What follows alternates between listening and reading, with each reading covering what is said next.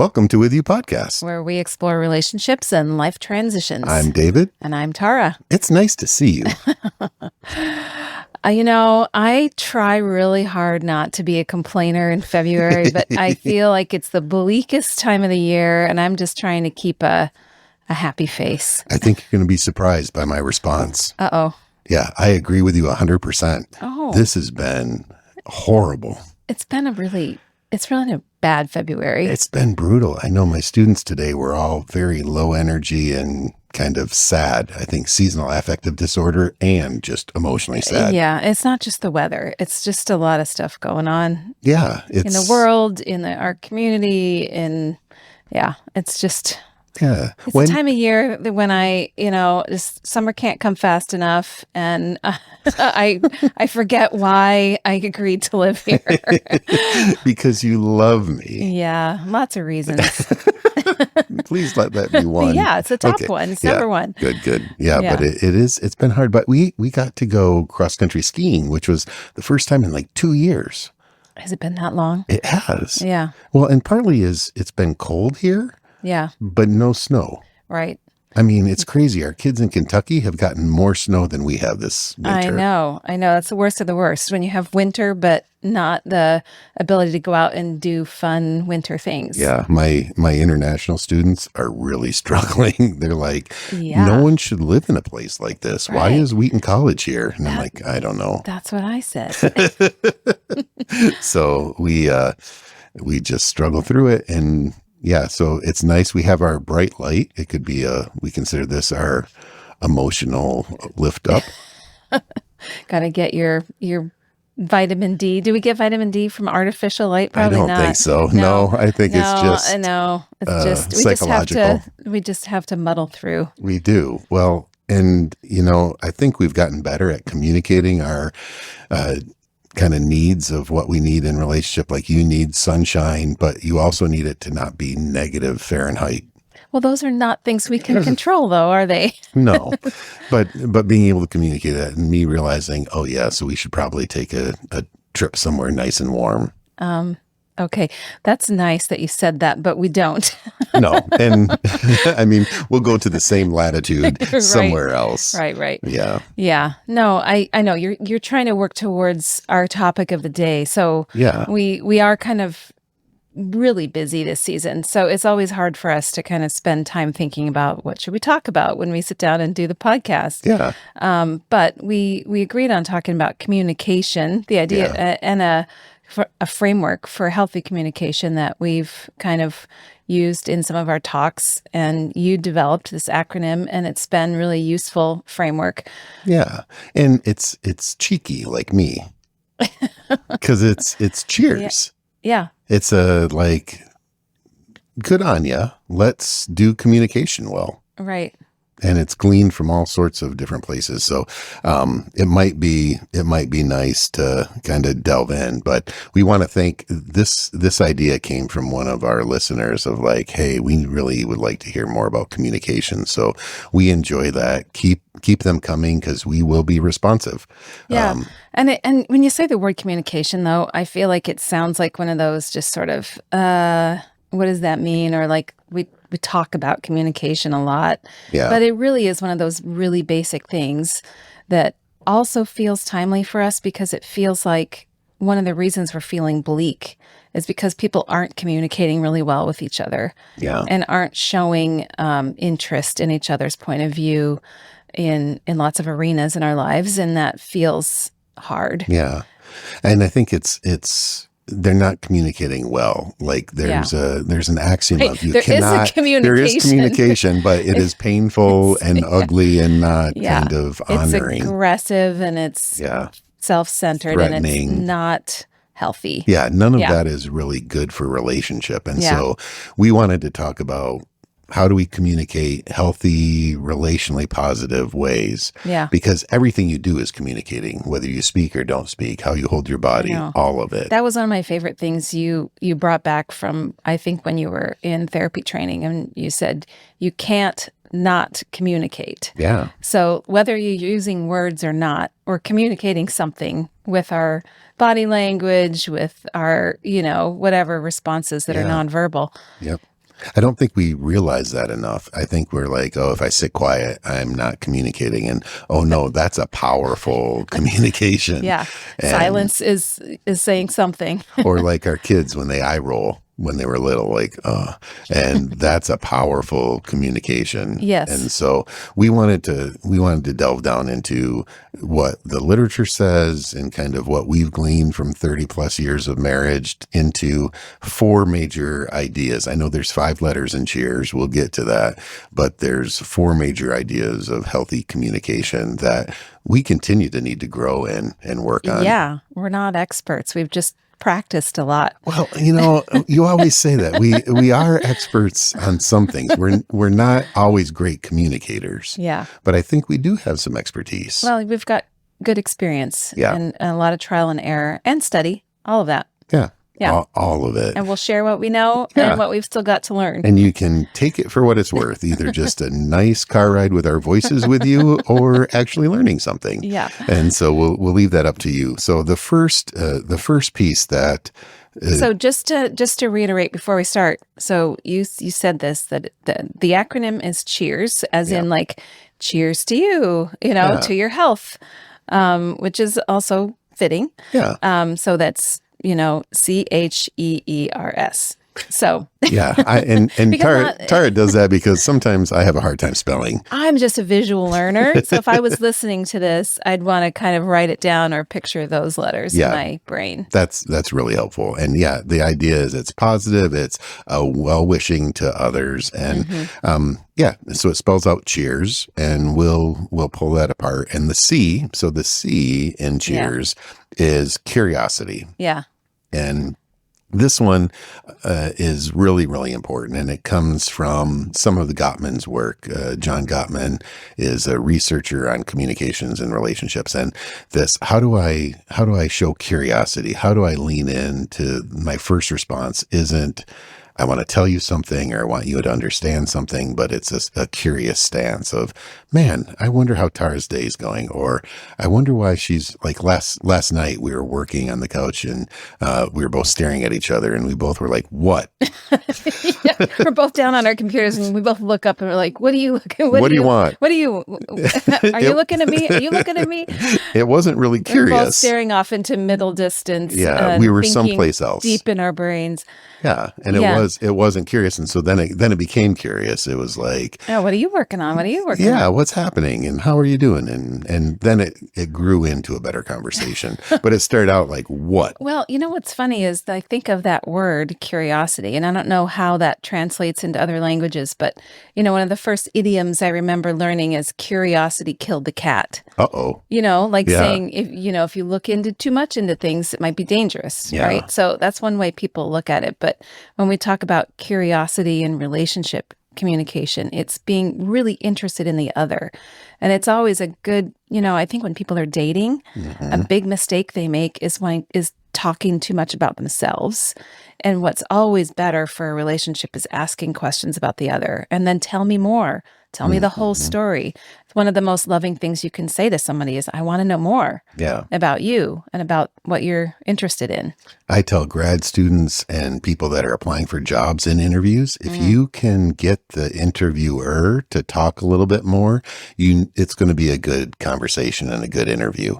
If it's just them asking questions and you answering and not anything back, and that's the curiosity piece. It's harder to have a positive interview. So that curiosity can be good for marriage, but it's also good in terms of interviewing. We have a few friends that are really good at that. Like at a dinner party, their curiosity, they have a curious mind, and it just makes the conversation flow so well. Right, because everybody has a story to tell. And when you learn the story and you learn their motivations and what's fueling the conflict or whatever, it really makes a difference. So it's kind of a stance. It's kind of a place we should come from of a curiosity about the other, but it's also something to remember when there is conflict of a first thing to start with when somebody brings up, something that they have a disagreement with you about. A first question to ask might be, can you help me understand more about that? Or, tell me more about where you're coming from. Yeah, I love that when you do that. I love that tell me more part, because oftentimes even in our relationships, sometimes, I know this will be shocking to you, but sometimes I'm listening, but I just really want to wait for an opening to tell my part. Even in the podcast, sometimes it's like, I need to be more curious. Tell me more about that, Tara, because it refocuses on, oh, the relationship is important more than the information. Like me being with you here and asking what else did I get it? Is there more? Really getting the full understanding of what's going on for you before sharing what I have to share is powerful. Yeah, it's a powerful relational stance. And it means being open. I get excited about ideas. It's probably partly why I ended up being a professor. And so I like telling. And telling isn't a really good conversation. It's good in teaching sometimes, but it's not a good technique in terms of relationships. It's that open curiosity. Yeah. And I get, I can tell when I'm not curious. I know I'm upset about something or something that's happened. If it's us, I get defensive and I lose my curiosity and I want to explain. Well, I think that's a lot of our first responses when there's a conflict is to be defensive, to protect ourselves and, we'll go into this, but also to kind of want to be right. Yeah. From where we Wait, stand what? from. Wait, what? But that curious stance also prevents us from just running with assumptions. I think that's a big thing that leads to conflict is assumptions we make about each other and we don't clear them up. And so we're operating off of something that might not even be true about the way the person thinks about us or whatever. Yeah, I was just came home from teaching and we were teaching about attachment theory in development. And the question was, how is love and attachment similar and different? And people started running off ideas, but the assumption was we all knew what love was and we all knew what attachment was. And when we paused and it's like, okay, so what are we really talking about? Yeah. It shifted the whole conversation. We had to slow down and make sure we were all on the same page of what is the definition of love? What is the definition of attachment? What are we talking about? Because a lot of times I'll say things with assumptions that you know what I'm talking about. And I usually come in mid-conversation in my head to you.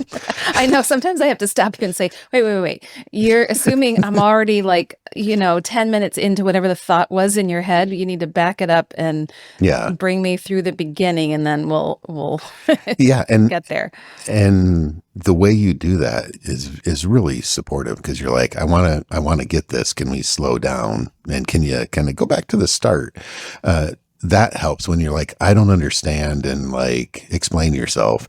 That's not a curious stance. And then I get defensive as well. So that the curiosity, even when we have to go back, it's not making assumptions, being open. I love it when we do that. And I need to remember.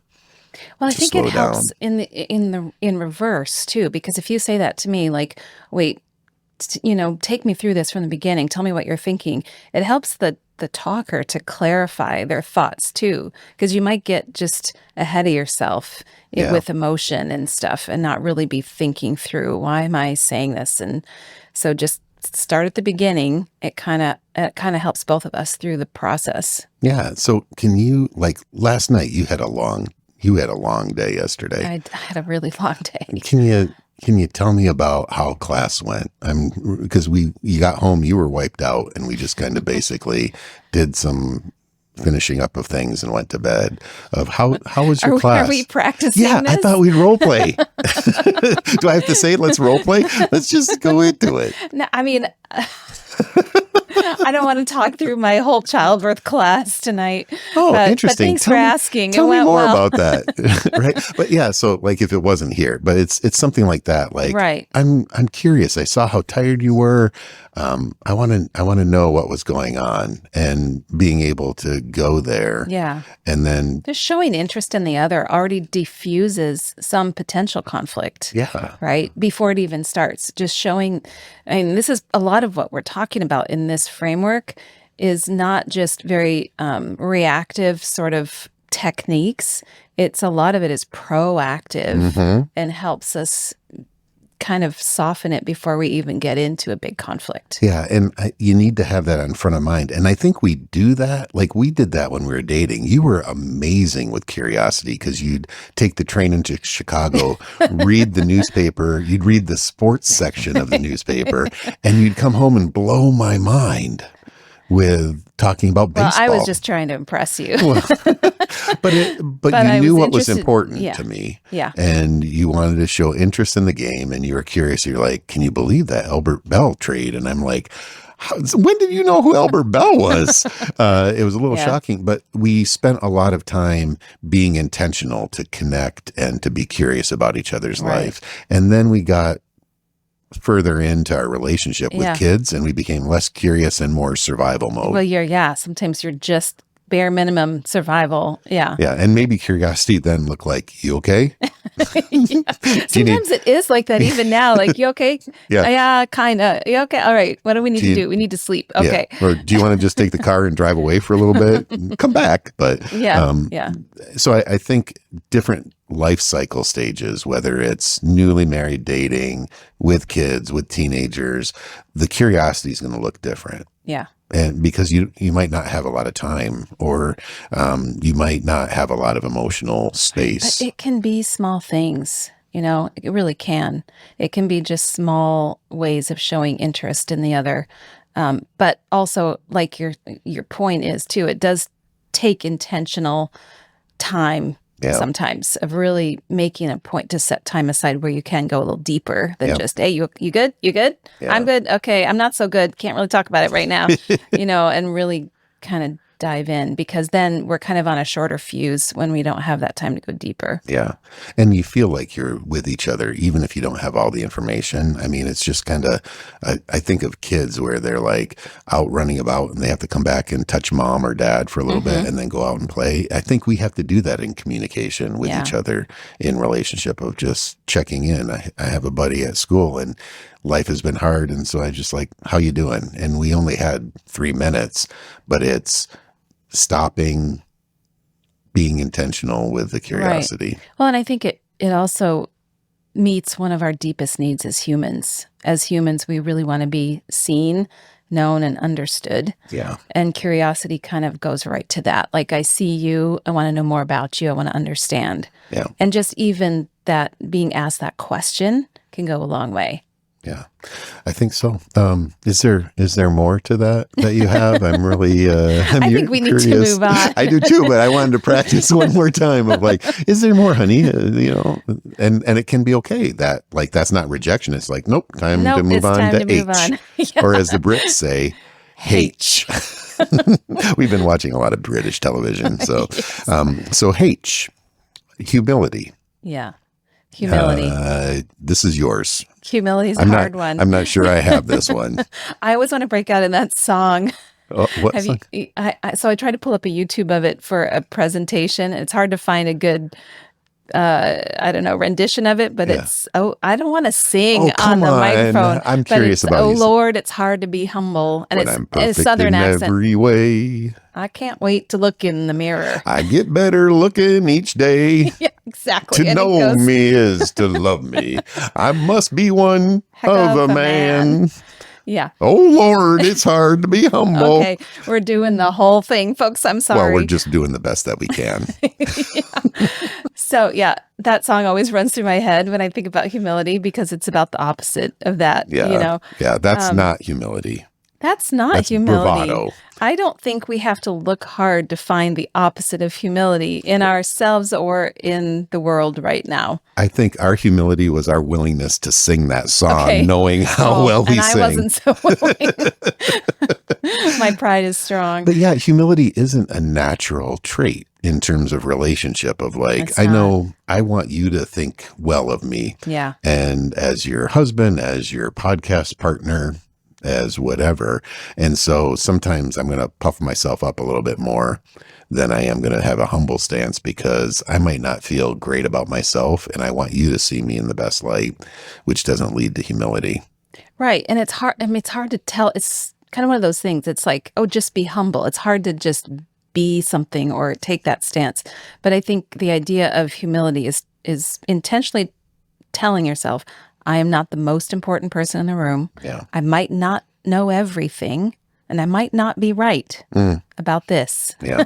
You And had me even until just, that last one. I mean, just being honest, you might be right about some things, Yeah. but just taking that stance of not coming from, I am here to prove that I'm right about this, or to shut down your argument, to be open to the idea that, I'm going to listen to your side of the story, and then I might be wrong, and then I'm open to admitting I'm wrong. Yeah.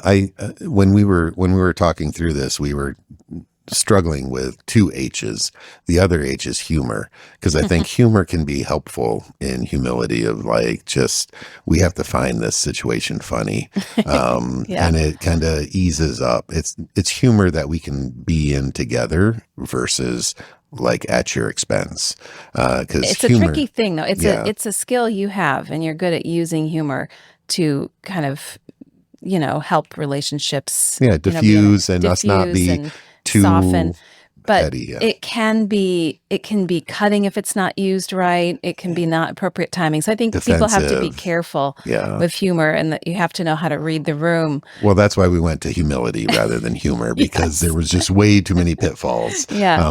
But the other part of humility is vulnerability. I Yeah, think yeah. of like, to be humble means I'm open to you seeing me, maybe the way I see myself. Yeah. And that's hard. So the first one, curiosity, is my relational stance to you. Mm-hmm. Humility is my relational stance to myself. Mm-hmm. And am I willing to like really be honest? Yeah. Like you're saying, I don't know things. That's another Professors, H, honesty. Honesty. Yeah. Let's just stick with humility.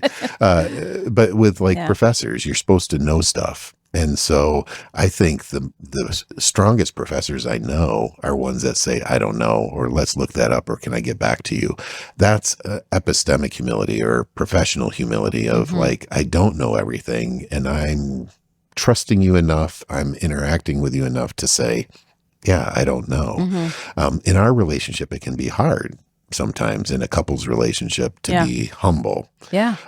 Because it's about being vulnerable. Right. And it's hard in a parenting relationship too, to admit to your children that you're wrong, or that you handled that wrong. oh no, we're not going to do that. You looked really stunned there for a minute. I'm like, what? It's not just about us. Oh, that's right. All of our relationships. I mean, that's the truth of it, because we want to be in a certain, place of authority sometimes with our children, or have respect or have trust. Can you think of a good example where your parents, or I can think of my parents, maybe you think about your parents, where they showed that humility? It was the one time I heard my dad swear. So we were somewhere doing something, and a telephone, the old big black telephones, I remember fell those. on his head. Ouch. And he said, owie, in a really loud voice. A different yeah, word. yeah. A very descriptive owie sound. And then later at dinner, he's like, David, Nathan, I need to talk with you. That, it hurt my head. I responded. That wasn't how I wanted to respond. It was a vulnerable, like, this, I know we talk about cursing and we don't want you to do it. He had to take a humble stance of like, I violated that. And it stuck with me. I mean, I was like 12, and it stuck with me that he was, I was going to say man enough. I think he was strong enough to be vulnerable and to go, I'm not perfect, sons, and I want to be a model for you in messing up. And how do we comport ourselves? And it's really stuck with me of like, I try to do that. I mean, I'm stubborn, so I think I have to fight you first before I come to the vulnerable humility. If we're going to be totally honest, I think both of us as firstborns and kind of people who like to lead, and it is harder for both of us to take that stance. And with each other. Yeah. I joke that we both are right, but then when I tell my students, I'm like, and you all know who is really right, because I get the last word with them. But that's wrong. That's not humble. So it's something we're always working on, but it really helps in terms of conflict. If both people are keep going at it to prove that they're the one that's right and are not willing to take a step down and listen, it's really kind of a never ending thing. Yeah. And the battles, I think our biggest fights have been us trying to argue the truth of the matter rather than listening to the effect of, regardless of what happened, here's the effect that's happening Thing is, for I us. think we both compromise pretty quickly. Yeah, we do. And give deference to the other in different situations. I think it's more the small things that we're just like, I'm doing it this way, and we just or you'll go, why are we driving this way? And I'm like, because I'm driving and I want to go this way. Oh well. but implicit in that question. So that's not a curiosity question. No, that's a question that's like you're going the wrong way. Yeah. At least we both know that it might look like curiosity, but it really is and a I dig. know that it makes you mad, and then I know you're going to take a longer route anyway, just to have which control. also isn't humility. It's just to make a point. And those are the small things that we know we kind of, rub each other the wrong way on, but it's not the big. I think on the big things, we're better at compromise and taking a humble stance. But it's a trust thing. Like the big things, we trust each other, and the little things, we just need something to fight over. Because and it's just daily life, you know. But I think even that, of the ability to look at it, I think admitting we're wrong is part of that vulnerability. Yeah. And it's hard. Yeah. So let's. Do you want to role play? No. Oh, okay. Direct communication is good too at times. I've gotten better at that. Yep. Nope. Not going to do that. All right. Let's go on to E. Let's go on to E. The first E. Yeah. So the first E is for empathy. Yeah. And that's a hard one for some people to understand the definition. What is the difference between empathy and sympathy? What does it mean to have empathy for somebody? You saw a good video on that. Can you I wish I explain could the difference show that between in empathy? here. Well, maybe on the video we can show it on the video. So one thing that's we'll pause for the video. So empathy is entering into somebody else's experience and acknowledging their feelings about it, not acknowledging somebody else's emotion. Yeah. Seeing that, trying to enter into it with them. Yeah. Sympathy is more like, I'm sorry for you. Yeah. And in this video, one of the stances that's not empathy is, you tell me something bad that happened to you. I was going to tell a real thing. This week is not the week Just say you fell down on the ice. Okay. I was trying to get in the car. I slipped on the ice and ended up under the driver's door. Embarrassed the heck out of me. Well, at least only 5 people saw you. Like, it wasn't that bad. Oh, I don't like that at all. Right? So anything that starts with at least is not an empathetic response. Or you know what happened to me. So I might give you a one up. Well, you fell. I fell on under the ice and fell under the car, but I fell on the ice and broke my elbow and was in the hospital for 5 days. That's not, you think you're entering in because you're sharing a similar experience. And you're not. That's not entering in. And then there's the sympathy of where you kind of want to be witness to like the car crash, or there's like, and wanting to be part of it by showing that you care, but showing that you care by saying, aw. And that's a bummer. That's too bad for you. And empathy is entering in, but there's I want to classify here, like we want to have empathy. And if you don't have any empathy, that's a diagnosis. So you should probably talk to somebody. But with empathy, it really builds connection. Like, I'm with you in this. I'm going to walk hand in hand with you. I can't do anything about it, but I get it. And I want to want to understand That's a good distinction too. It's not trying to solve it or fix it. Mm-mm. It's really entering in. Yeah. One situation I can remember that's really sticks in my brain is when we lived in Georgia and I had a miscarriage, and it was a really sad time. But it was weird because often when those things happen, it happens before the public knows about it. So you're kind of living with it alone. Yeah. In Georgia, it's socially, people talk more and longer to you usually. Mm-hmm. And in the little place where we lived, there was the male person who was a young lady would knock on the door to hand me she could put it in the mailbox, but she would knock on the door to hand me my mail, and then she would chat for a while. I don't know how she got through her route, but, so I kind of knew her a little bit. And one day she came to the door with my mail and she said, "How you doing?" And it was shortly after this happened. Or I think she knew I was pregnant because Yeah. she asked curious questions. Yeah. She, And there's a lot of follow-up. right. Yeah. So she's like, "How's the pregnancy doing?" And I just, said, "Oh, well, I'm not pregnant anymore." And she instantly started crying. Hmm. She didn't say anything else. She just was the mail lady. She's standing there holding my mail and she's crying. And that felt like empathy. Yeah. It's like she was a stranger, kind of. She felt it. She felt it. And maybe she had a personal experience with that kind of loss or something. But Did you ask a follow-up question to her? I mean, the hard thing about that kind of empathy sometimes is then you're caretaking for that person. Yeah.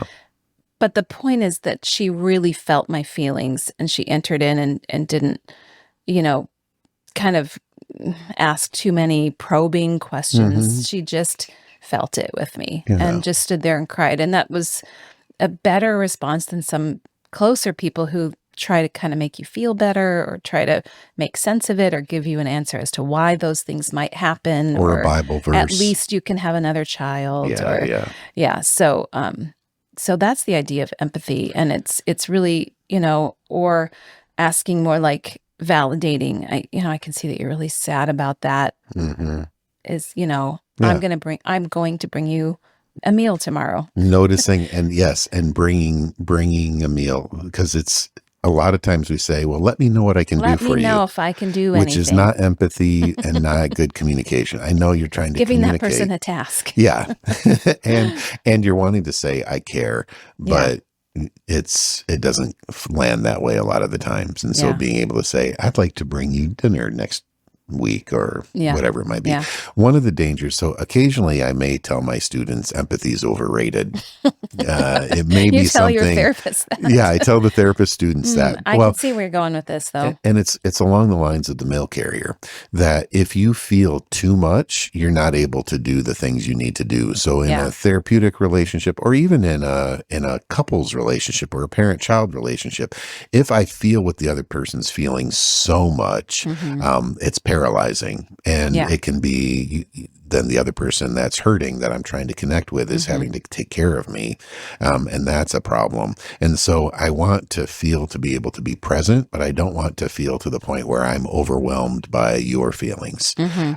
So it's and as in caretaking jobs, we can't feel that kind of depth of feeling for everyone we serve, or we won't be able to function. Yeah. And there are people who live with a higher sensitivity to emotion, and it is hard for them to function in the world because they take on a lot of other people's emotions, and that can be a big burden. Yeah. So it's hard to find that. And I remember you struggling with it early in your days of doing therapy, of struggling. Where's that line where I kind of have to not enter in so deeply that I can't function in my own life? Yeah, it's painful that way. And I work with teenagers a lot. And so part of what working with the teenagers is helping them have a very simple practice for this empathy.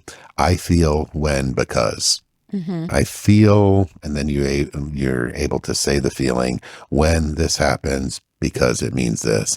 And they usually do it pretty well, but sometimes it's like, I feel upset when you do this because you're a jerk. And it's like, oh, so close but it's being able to identify the feeling and say that with each other. So we have curiosity. We have the H, which humility, because now I think honesty and humility, curiosity, humility, empathy. The next is a 2-letter word to continue our C.H.E.E.R.S acronym, and it's emotional regulation. And so this kind of goes with the empathy of, if you are not able to attune empathetically too much, you might be dysregulated. You might be feeling too much. It might touch a trauma in your life. Right. So it's being able to manage that so that you can have kind of a calm conversation, your own attachment to those feelings, and being in a regulated place so that you can have a clear communication. Yeah. And sometimes it happens naturally. Sometimes when there's a heated conversation or there's a lot of conflict or it's digging up old stuff, it's really hard to stay in that place where you can hear Yeah. and where you can respond the way you're not going to have regrets. Yeah. Well, and it's interesting. So for me as a therapist, I'm really good and at regulating and had help with a Fitbit, like an Apple Watch type of thing when I was training. But when it's you and I, it's much more difficult because Yeah. the I care so much more. And I mean, I care for my clients, but I care much Well, more it's for you. personal. Yeah, and Yeah. it touches on vulnerability Yeah. pieces. So for me, loss and not having you there is a fear that gets me dysregulated, and so I'll go quiet because basically my emotions hijack my ability to be curious, to be humble, to be empathetic, and it's just like I shut down.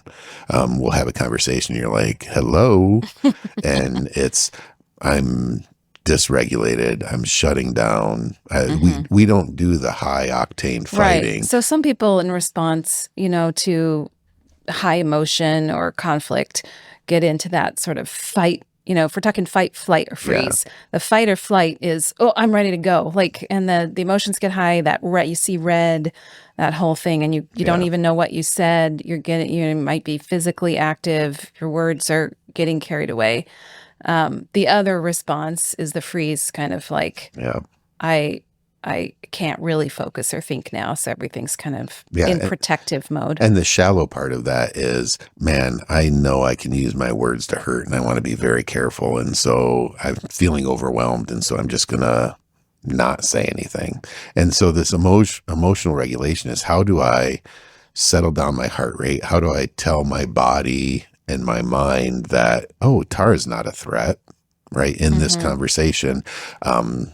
And your stance in terms of curiosity, humility, empathy helps in that. Yeah. But if it touches something that's a deep wound from other places or our past, that can be something that derails communication. And the the technique to navigate that is a timeout. Right. Right. So sometimes you just have to take a break, because all these things, the curiosity, the humility, the empathy, are nice ideas. But if you're out of your window of tolerance, if you're not regulated, those aren't going to happen. Yeah. And then you can really hurt each other more, because the really aggressive stance can be hurtful. The disconnected response can be hurtful. Yeah. So how do you get back to a place where you can be on an even playing field? So sometimes it means saying, and we've done this a few times, where we're like, we're not getting anywhere that's healthy. Yeah. So we're going to take a break. But the sort of the suggestion, the rule with taking a break is you have to agree to come back. Yeah.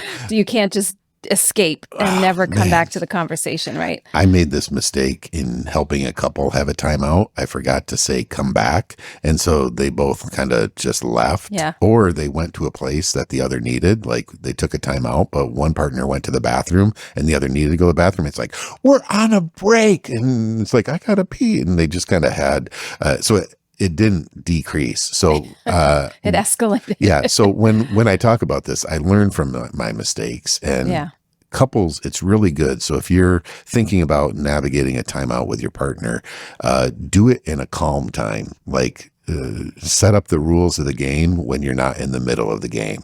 So it's like, we need a signal of how we're going to call a timeout. We need to know the place that we're going to, that we both agree upon, how long we're going to go and when we're going to re-engage. And when we're regulated, having that conversation. So it's like basketball. I know we're not basketball fans, but basketball is a good metaphor. They're playing a game. Things are getting out of control. One team calls a timeout.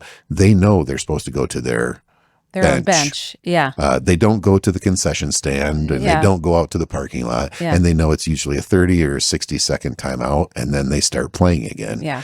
It's the same thing in relationship. Yeah.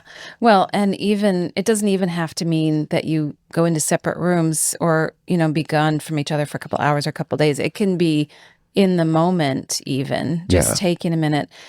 For us too, you're the way you communicate, you're much quicker with your thoughts and much quicker on your feet with your words.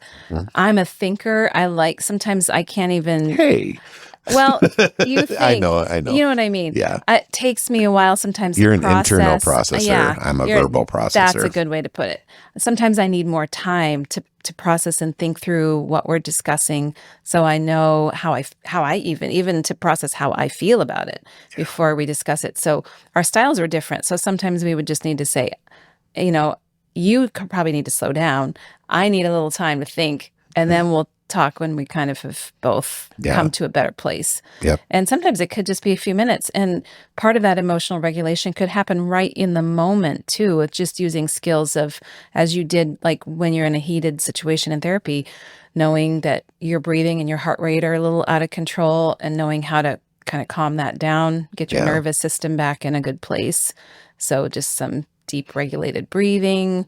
Those are skills that seem super basic, but they're super helpful. Well, and I know for Tara, you kind of watch a Chris Helmsworth video that helps you calm down. Just throw that out there. So you are referring to. I want people to picture that. I have to explain this now. So I teach box breathing in my childbirth class, where the idea of box breathing is an inhale for the count of 4, hold for the count of 4, exhale for the count of 4, and hold again. And so it can look, if a good visual is a square like that, and it's a technique that's taught even for, in Navy SEALs. The Navy SEALs, in the military, for staying regulated so that you can react well to high stress situations. And so you watch a YouTube show called The Hot Ones. See, I have to do this whole backstory now. I hope you're happy about that. I am. It makes me so happy. It's called The Hot Ones, in which an interviewer asks just questions of stars. And while they're answering these interview questions, they're eating hot, spicy wings in order from mild to really super spicy. Yeah, like bottom burning hot. Yeah. So I don't know, there's 10 of them or something like that. And so some of them cope really well. Some of them really struggle as they get into the really spicy wings. Yeah. And Chris Hemsworth, who is, notably a action hero star. Very fit. Is one of the people on the show. And when we were watching it one time, I was so excited to see him practicing box breathing to cope with hot wings, dealing with the spiciness. And as it progressed in spiciness, it was like labor, where he needed more and more coping skills and support. And so I used that video in birth class. Well, and it's funny because he goes from the 4, breathe in for 4, hold for 4, down 4, to the end. It's like in 1, out 1, in 1, out 1. And it's just like, oh, you're hyperventilating. That is not emotional regulation. But it is a really good model in terms of when we're under stress. And this is a funny one because it's hot wings, but it can be a look you give me or something I say. Couples all the time, especially if you've been married a long time, you know where all the owies are. They have a shorthand too. And it can be a look. And how do we regulate? So we have curiosity, humility, empathy, emotional regulation. So all of that is kind of what's my relational stance to you, relational stance to me? How am I connecting to your emotions? How am I aware of my body? All of that happens before we get to the S. Right. So all of that is the perspective and the stance before we even say our piece. Yeah. Share. Yeah. S is for sharing from an I perspective. Yeah. What does that mean? It's not your eyeball. It doesn't make a lot of noise either. Yeah. So you should probably explain this because thank you. I was hoping you would ask me. Thank you for lobbing it to me, but I'm going to pass it back. Oh, I love when you're curious. So an I position comes from Murray Bowen, and I won't give a long family therapy lecture, but if you'd like, I could another time. We'll link to something in the show notes. Maybe we'll have a special membership episode where I talk for 3 hours about Bowen. But Murray Bowen talks about this kind of being intentional in our communication. And so a lot of what we're talking about of reactivity, of our physiological reactivity, our relational reactivity, the sharing is I'm struggling with this, Tara. I don't know how to make sense of it, that when we're talking about finance, we always get into a fight, and it really upsets me. I'm taking a position of saying, here's where I'm coming from. Right. Here's what's going on in this situation. It's centered around my experience. And a lot of times we go into a conversation of like, why are you always complaining about money? And the same Yeah. content can be presented and experienced very differently. Right. If So you start with you and always or never, yeah, that's usually a bad place to them's start. fighting words. Them's not communicating words. And so the I position is, I want you to understand. It kind of is the converse of curiosity. Curiosity is, I want to understand. Mm-hmm. I position is, I want you to experience my thoughts and feelings. Mm-hmm. A lot of times, though, we go about it as, I'm hurt, so I want you to hurt, rather Right. than I want you to understand where I'm coming from, because I'm not sure you're going to be empathetic. And so I'm going to go on again on the attack. So I'm probably Mm-hmm. responding dysregulated without trust that you'll be empathetic. And so I go with the you. Yeah. And most conversations, especially if you have short time, Yeah. is, you're always doing this. Why are you doing this? Knock it off. And it's not, I'm really upset about this, or I'm struggling with this, or I don't like it when this happens, or I would prefer this, Mm-hmm. which centers it on a vulnerable, like, I'm taking ownership of what I want to communicate to you versus blaming you for whatever the situation is. Right. So there's my quick elevator talk. Yeah. I mean, that is something that I think most people kind of know in their head, that it's not good to start with always or never, or you did this, because that's a blaming stance that immediately brings up defensiveness. Yeah. If somebody starts with you did this and Even it's a your blame, finger right? point, right? It's like, it's aggressive, and yeah. your response is, I'm going to defend myself. I'm going to protect myself. Yeah. And that's naturally what comes up as a response. So if somebody says, if I say, it hurts me when you do this, that's not something somebody can really argue with. No. How you feel about it. So it's just pointing out, this is how I feel. Is there Yeah. anything we can do to change this? Or can we find out what's happening for you when that behavior keeps happening? Or it leads more to a conversation Yeah. or to a place of understanding than immediate defensiveness, which is hard to back away from. Once you're in that stance, it's hard to back off of that. Well, and defensiveness, really, the antidote is personal responsibility of like, okay, I have to look at this. And if I'm feeling vulnerable, that's hard without the other parts of cheers. So hopefully everybody sees these all go together. It's not you just do one, but as you practice this and as you build this, it makes it easier. Like, we don't think through this anymore of like, oh, am I being curious? Am I being humble? It's, oh, I feel safe. Or when I don't, for me, it's a self-check. When I don't use I statements, I'm like, all right, I'm feeling disconnected from Tara. I don't know if she really gets me. And then that's the conversation to have before we get into money or kids or all the things couples fight over. Yeah. Well, and one thing to note as we wrap this up too is that, we're talking about conflict. When we talk about healthy communication, we're bringing up when we have conflict or not great communication. But conflict itself isn't bad. No. If you live or, interact with somebody enough, there's going to be things you disagree on. So I think some people avoid it so much. And I think I tend to be an avoider of conflict. That's my natural bent. So it's hard to decide to enter in. But conflict itself isn't bad. It needs to happen sometimes. When it can happen in a healthy way, it can lead to really good change. But I think what you talk about a lot in therapy too is that it's not the conflict that's the problem as much as, do you repair afterwards? Do you come back to it and repair or admit you were wrong or kind of come back to the relationship? So this cheers can even be part of the repair process. Yeah. If there's already been conflict and we've already done it in a way that was hurtful to each other, coming back with curiosity and humility is a good way to start with repair. And it really is about building that safety. I agree with you 100%, because I worked with a couple where I helped them not fight anymore but we didn't build any relational part, and their relationship ended because the conflict was their emotional connection. And so thinking about what is the conflict of, I don't like it, but if that's the only place we're connecting, we need to really work on those first things, to connect first, to have empathy, to be curious, that then we can replace the fighting with fun. If you take out any bad habit, you got to replace it with a good one. Yeah. Or otherwise, it's useless. Yeah. We always replace things, and hopefully it's with something better. So curiosity, humility, empathy, emotional regulation, and sharing. These are the components to cheers. I feel like we've got to cheers to your health. To your health. Love you.